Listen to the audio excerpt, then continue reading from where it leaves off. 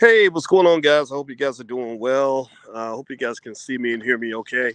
I just wanted to pop in real quick and say hi to my people and let you guys know that I hope you're having a happy Thanksgiving or whatever you celebrate. Maybe you don't celebrate Thanksgiving, but I'm not mad at you if you do. I wanted to come in real quick and kind of give you an update on a lot of you have been following the story of Shanquella Robinson. And give me a yes in the chat if you are aware, if you've been following and paying attention to what's going on. Shanquella is a young black woman, 25 years old, who was in Mexico. And apparently she had the wrong friends. They somehow she ended up dead in this hotel room. And her mother and father have been trying desperately to find out what happened. A lot of people lied, I guess, because they were scared to go to jail. And a video emerged of Shanquella being beaten up pretty bad by one of her so-called friends. Well, anyway, there has been an update in this case. Before, her friends were saying she died of alcohol poisoning, and that was all a bunch of BS. Well, apparently now the Mexican authorities have announced that they have put out an arrest warrant for someone to be locked up for her death. They did not mention who was on the warrant or who the suspect is, but I imagine it probably has something to do with that video. That video was pretty disturbing and it was really sad to watch. And whoever that person was, they were just beating her really bad. I mean, punching and kicking and hitting her and kicked her in the face and all this other crazy stuff. And I know if I was a parent, I'd be very disturbed by what I saw in that video. And so justice hopefully will be served for this family. And it looks like Mexico and the United States are working together to coordinate the investigation. The FBI got involved. I know that also there were also some other reports that she was alive for a long time, that she was alive actually the next day. And they came in to help her, and they said she had too much to drink. And when they said well, she needs to go to the hospital, the people in the room said, no, no, no, don't take her to the hospital. And I'm guessing, here's what I'm guessing. I'm guessing that what probably occurred is everybody in that situation knew they were in trouble. I'm willing to bet that it was really one rogue person who who just beat this poor girl until she was dead or broke her neck or she was almost dead or really messed up. And other people were accomplices in the sense that they enabled this to happen, right? You had the one person standing there holding the video camera, which is kind of crazy. You're sitting there filming one of your friends kicking another one of your friends in the face. Like, that's just kind of strange. And um and so I'm guessing that it probably hit them to make them say, you know, like, gosh, like what's the deal in terms of, like knowing that they're going to go to prison in Mexico, right? And I think that they probably felt that going to prison in Mexico would be pretty traumatizing. And I would imagine out of fear, they just built on top of the lie. So, I'll say this. It makes me sad. It really, I mean, again, I'm looking at this as a parent, not as I'm not a youth. I'm not a 25-year-old. I'm 51. 25 means you're young enough to be my child. And what I see is I see bad decision making, not just because when you're young, you're kind of stupid anyway, to be honest with you. When I was young, I did stupid stuff. We all did stupid stuff when we were in our 20s. Not this stupid, but stupid stuff. And then number two, when I saw all that alcohol, you know, to me, I just wish we had a culture. Like when people talk about the culture, I hate the fact that the culture encourages young people to do things that are going to mess their lives up. I really hate this. I see, because I'm a logical person. I've seen some things. I've seen people go to prison for 30 years because of things that they did while they were drunk. I've seen people get a little high, smoke a little something, drink a little something because they think that's what everybody's doing. And then next thing you know, somebody done got raped, somebody done got beat, somebody done got shot. I remember when I was in my 20s, I didn't go to the club because I knew too many guys who had been shot or sent to prison based on something that happened in the club. And I just really think that that's something we got to kind of talk about. Like I really feel like, don't get me wrong. I mean, they're criminals. They deserve the punishment, and I'm glad that Shanquella's getting justice. But I like to look beyond the basic stuff. I don't like to walk around with the assumption that all these young people were all a bunch of reckless, stupid thugs that deserve to be in a Mexican prison for the next 20 years. I don't look at it like that. I'm sorry if that offends anybody, but I don't. I look at them all as dumbass young people who were just doing some stupid ass shit. That's what I really see. That's just what I see. And I'm just going to tell you, alcohol is dangerous, man. Like, alcohol is so dangerous. And I'm not saying you shouldn't drink. I'm not judging that. I'm saying when you drink to the point where you're not making good decisions, it will lead you to do the dumbest shit ever. I know good people who got drunk and they just got behind the wheel thinking it wasn't nothing. And I was like, well, what if you hit somebody? Like, what if you killed a whole family, because you're not thinking about the consequences of your choices. And I've seen that. There's a guy that played for the Raiders. He got in his car. He was doing something a lot of young 23-year-old guys do with a pocket full of money, and he got drunk and he drove his car 100 miles an hour down the Vegas Strip, and he ended up killing a young mother. Like, he hit this lady so hard that her whole body just blew up. Like, the whole scene was on fire. So this guy's going to go to prison for a long time. And it's sad to me because I don't believe that this guy necessarily, if you ask him, like, do you want to get in the car and drive 100 miles an hour and run over a young mother with a baby and kill them and then go to prison for the next 50 years and have people look at you as a killer? He'd probably say, no, that's terrible. You see what I mean? I hope you get what I'm saying. I hope everybody's hearing this, and I admit I'm going into Uncle Boyce mode. I hope that's okay. I hope it's all right. I hope I don't sound presumptuous or anything like that. I'm not trying to be. I'm just trying to help somebody, man. I'm hoping somebody will hear this. Maybe somebody who's young. Maybe you'll tell your friends. Maybe you can talk to some of your friends about this. But these are serious conversations. The problem is with social media is you got too many old people trying to fit in with stupid shit. You got too many old people that are in their 40s and 50s that should be giving advice. They should be giving mentorship. They should be giving you the game on life. But instead, they're so worried about being old that they're out here doing dumbass TikTok dances and just going along with whatever's trendy. I'm not interested in going along with what's trendy because what's trendy will get you killed. Sometimes you make a decision and you put yourself in a situation where you can't get that back. You can't go backward and redo what you did, and people will label you for the rest of your life. Like, think about this. Imagine if you were just a regular you're a good person, right? You're 25 years old. You're like, okay, my friends are going to Cabo. They all gonna get lit. I'm just gonna go do what my friends did, and you're just there. You just got your first job. You got a relationship back home. Maybe you're planning on having a baby one day, and next thing you know, the whole internet, the whole world has labeled you as a murderer.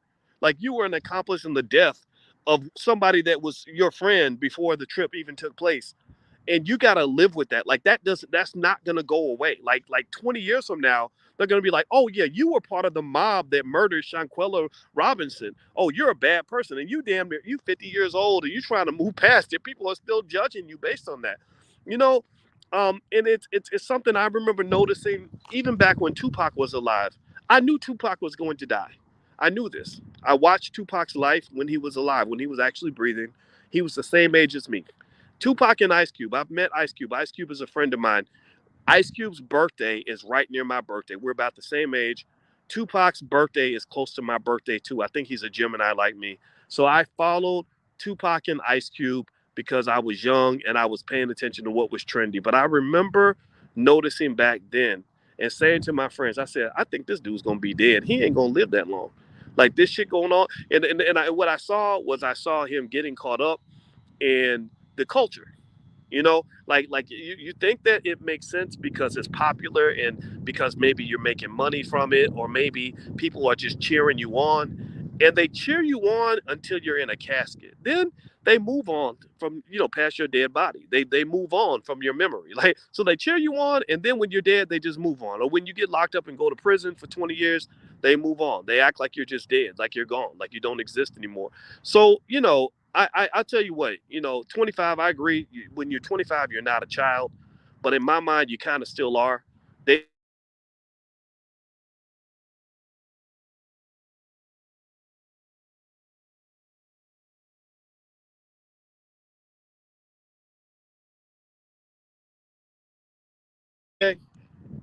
Hold on, there we go. Let me know if you can hear me and see me okay. But literally when you're 25, your brain, you literally just grew your brain. Did y'all know that? Like 21-year-olds, whatever, their brains are not even fully developed yet. Look it up. So I'm not sitting here saying that they shouldn't get punished. I'm not saying that there should be penalties for what happened here. I'm just looking at the environment. You see, culture, the environment around you creates the activities of the people that are in that environment. For example, if I'm in prison culture, like for like right now, I'm a professor, right? When I'm in a scholarly culture, when I'm in a scholarly environment, I become more scholarly. I start using longer words. I start thinking more deeply about concepts. I start behaving like a professor because that's what I am. That I have a PhD in finance. You guys know this. But if I was in prison culture, oh, I would become a straight nigga. Like I would literally be like I'd be trying to like sharpen the spoons in case somebody tried to shank me. I'd be on survival mode. I would be trying to get gang affiliated so I could survive in the prison culture. I would literally start thinking like a prison inmate because that's required for me to fit in and for me to survive. So I will still be a little bit of a scholar, but I'm not going to walk around doing scholarly shit if I'm in a prison. You understand? So the culture around you shapes your behavior. That's my point. You know, my wife is a therapist. You guys know this, and we talk about these things all the time. The culture around you shapes you. So, what the advice I would give, and you can take it with a grain of salt. You don't have to believe me. You don't have to listen. But the advice I would give is to be very conscious about what culture you attach yourself to. What culture do you connect to? Do you want to be around? You know, and I think the culture that you're around should be connected to the person that you want to be, right? Like if your culture is like going to the club culture and party all night culture, then you're going to start doing things that are consistent with that culture. That's going to bring that side out of you. If your culture is church culture and you up in church all the time and everybody's singing holy, praise Jesus all the time, that's going to bring out the Holy Spirit in you. You know what I mean? If you're in thug culture, it's going to bring out the thug in you, right? So find the culture that's going to work for you and get in that culture. Like for example, I've got when I was single, I had a single man culture. I could do what a single man could do. I was a famous man with lots of money, and I was single, so I did things then that I would not do now. Then I got to a point where I said, I don't want to be in the single culture anymore. I want to be in a married culture. I want to be a husband and a dad. I want to get into that culture. So now I'm in that culture where that sort of behavior is incentivized. Talking to the kids and going to soccer practice and being, going on date night with your wife. That brings out a whole nother side of me to the point where my friends were like, Boyce, you're different now. You're different. I'm like, yeah, I'm different because I'm in a different culture.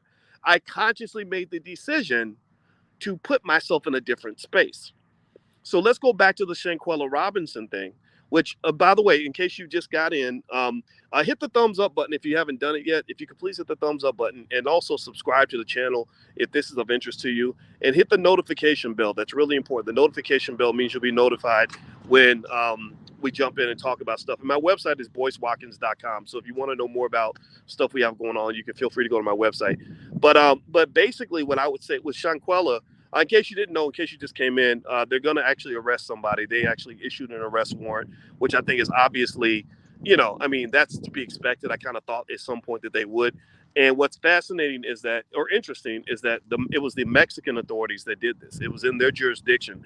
So it could be the case that they could go pick up one of her friends, extradite that person to Mexico. They face trial in Mexico. That's a big problem, especially when you killed an American citizen at a Mexican resort. When you killed an American citizen at a tourist resort, you're going to get punished severely. You're going to get punished severely because you're messing with the money.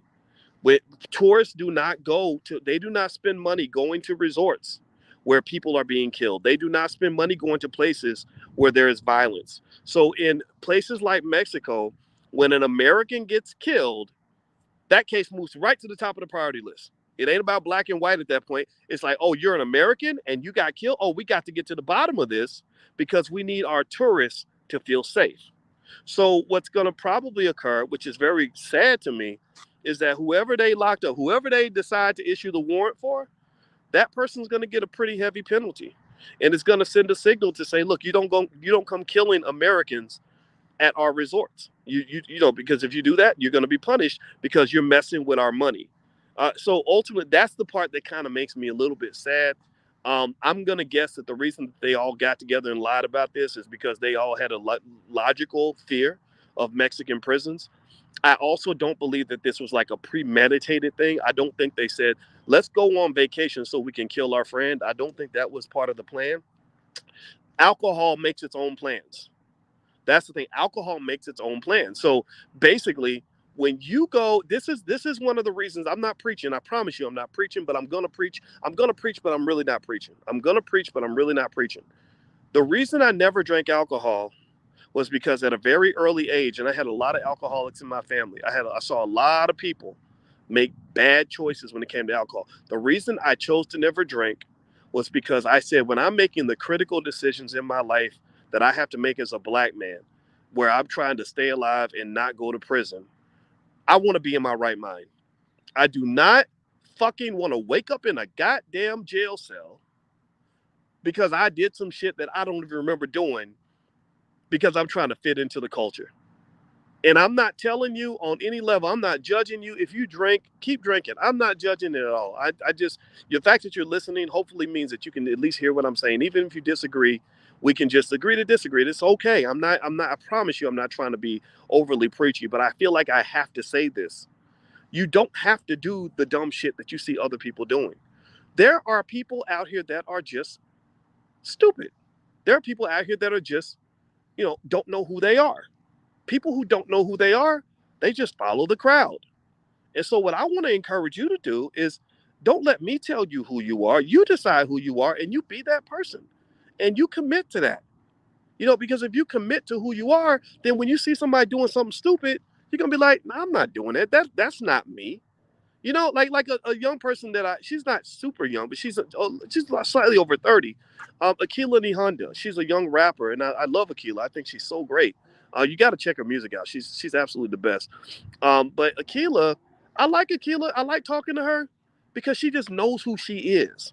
Like you can't get her to like go over here and do something stupid with you because Nation of Islam from birth told her who she was, and that's how she carries herself.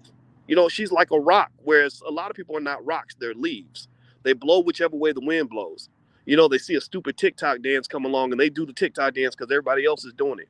And so I'm just encouraging you, and I think this is really important as black people because there's so many dangers, there's so many traps that are set for you. There are traps, especially when you're a black man. Man, they got booby traps. Your whole damn shit is booby trap from birth. Your life is booby trap from birth, brother. Like your whole life is booby trap from birth. So when you got all these booby traps around you, you can't navigate the booby traps without being conscious. You can't navigate the booby traps without being aware. And I'm gonna tell you, what Malcolm X used to say that the white man will sell you the liquor bottle and then he'll lock you up for being drunk. That's entrapment. They will trap you. You talk about the trap, you rap about the trap, you brag about the trap. I don't want to be in the trap. But seriously, they will trap you. They will sell you the liquor. They'll say, drink it up. Yeah, have fun. Woo! You go to college. I taught on college campuses for a lot of years. I fought with faculty at Syracuse University because I said, why are you encouraging all these young people to get drunk every weekend? Why do you act like that's normal? Do you understand how many people get killed from this shit? Do you understand how many rapes happen? How many kids go to prison? It bothers me when I see a 19-year-old do something that they're doing because no adult stepped in and said, don't do that. That's stupid. They never had anybody tell them. So they do it. And then next thing you know, the consequences come in. And this poor little kid done got 20 years in prison because he didn't understand when you're 19, your brain is already somewhat irrational. When you mix alcohol in there, next thing you know, you done did some shit out of character and you're paying for the rest of your life and you're being judged for the rest of your life. You're 40 years old now. People are still judging you on shit you did when you were young. Chris Brown, right now, Chris Brown got banned from the AMAs basically. He had an excellent, amazing Michael Jackson tribute that he was going to do. I saw the video. It was amazing. Super talented. Chris Brown got kicked out of the AMAs this year because of shit that happened 13 years ago with Rihanna. They literally just dug it up and they were like, oh, by the way, he did this stuff with Rihanna in 2009. So we're gonna cancel him, right? That's what happens. You're taking all this, you getting all this money and status from white folks, and they can go back and dig up your shit from when you were a damn look. Chris Brown was like 19 years old at the time. He's a dad. He's gonna be a grandfather in a few years, and you're still judging him on stuff that happened way back then. That's life, though. That's life. That's life, man. You know, and you can be judged positively or negatively by the things you did when you were young. You know, when like for example, when Ice Cube came in, I was fascinated by how this guy's 50 years old and he's still able to benefit and live off of things that he did when he was 19 or 20 years old.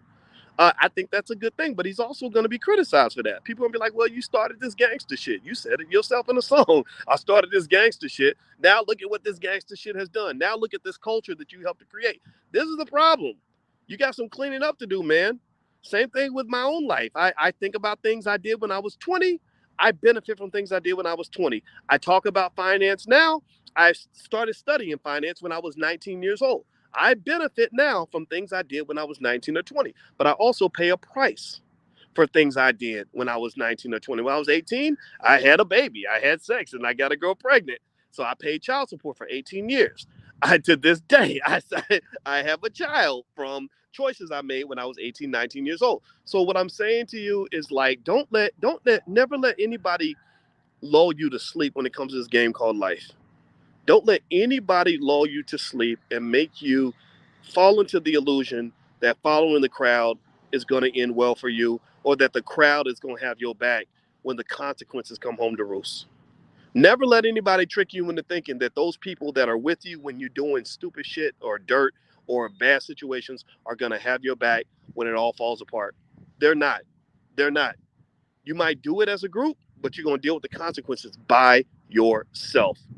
Every friend you have that goes and does dirt with you 9 times out of 10 is going to cut you off the minute you become toxic. So with Shanquella, that's what I see.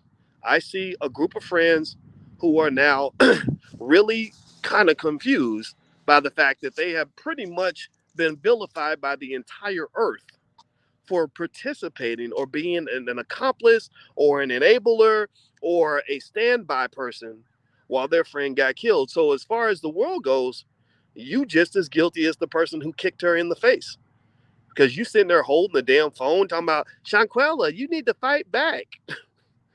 I would have either jumped in to help my friend, or I would have left the room. I'd have been like, I'm getting the fuck up out of here. I don't want to have no parts of whatever the hell's going on in here. Because when the police come in here, when those Mexican police come in here and lock up a pack of Negroes, everybody's going to jail.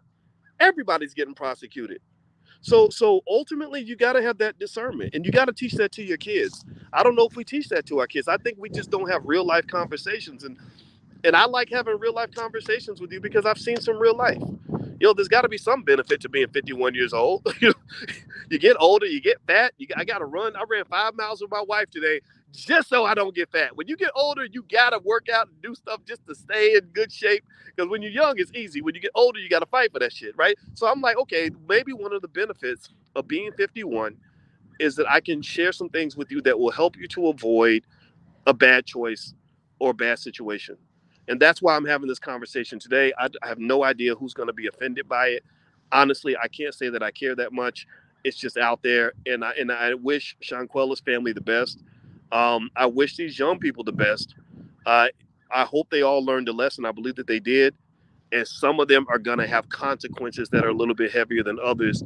And that all makes me sad. So if you ask me, if you say, well, what is Dr. Boyce's summary in terms of how he feels about the Shanquella Robinson situation, is I just feel sad because I don't believe that any people in that group were trying to be bad people. Even the person that kicked her in the face. I know that's weird to say, but even that person was probably drunk and shit. And when you get drunk, you just do dumb stuff, So just please be careful. Please be careful. And I just want you to make good choices in your life, whatever that means for you. Okay, so anyway, that's it, guys. I hope this conversation was helpful to some of you. I appreciate you for listening. If you could you hit that thumbs up button on your way out and subscribe to the channel if you haven't done it, and hit the notification bell. The notification bell is really important because they shadow ban channels when you get a little bit too black, and I need to be able to make sure we can get in touch with each other. So make sure you hit the notification bell. And also, you can go to boycewatkins.com. As you know, in the Black Business School, we love to talk about Black wealth. My PhD's in finance. We have we developed a financial therapy program in the Black Business School because Black people need therapy. So I've been partnering with therapists in the Black community so that we can get the healing that we need, so we can get past the barriers that block us from reaching our potential as it pertains to Black wealth and success and everything else. A lot of us have barriers that come from our trauma or from just the environment we grew up in and all that. So we're really fighting the culture. So I've gathered some of the smartest Black people I know, and we have created the first ever Black financial therapy department in the Black Business School. And my wife is my number one partner with this, because you can't, it's a Black man, you can't do nothing great without a Black woman by your side. So shout out to all the great Black women who make us greater. And you can feel free, you can learn more about it by going to BoyceWatkins.com. That's my website. So God bless you guys. Have a wonderful day. Happy Thanksgiving, or whatever you want to call it. I will see you guys soon. Love you. Peace out.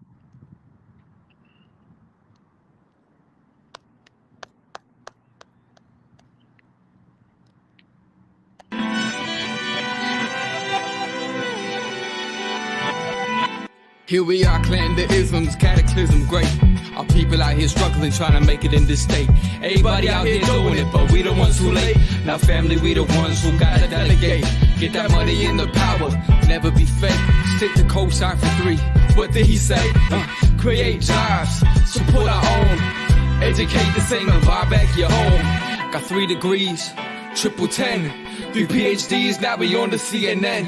DBTV, let's talk about negligence. Ignorance is bliss, but we can turn it to intelligence. Believe none of what you hear, half of what you see. Let's break it down here on Dr. Boyce TV. Here we are.